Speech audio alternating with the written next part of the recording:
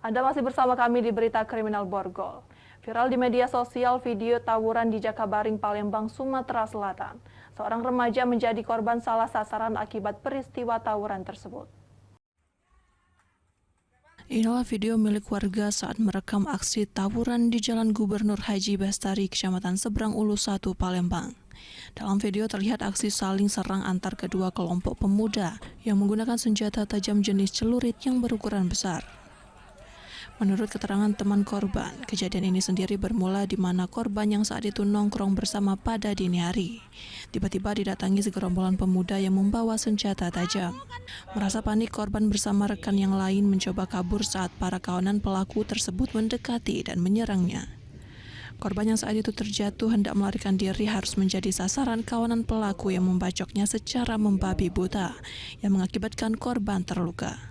Atas peristiwa itu, korban Ramadan Dwi Putra, 24 tahun, bersama keluarganya melaporkan kejadian tersebut ke Mapolrestabes Palembang.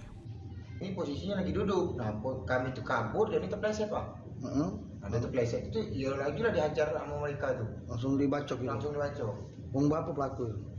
Kalau total seluruh rombongan itu 50-an. Kalau yang pelaku macok ramanya kurang lebih 10 orang, Pak. Itu tahu kan apa gimana tuh? Tidak tahu, Pak. Apa motif mereka itu aku tidak tahu.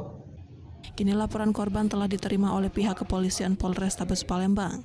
Untuk pelaku masih dalam pengejaran petugas. Dari Palembang, Muhammad David, iNews melaporkan.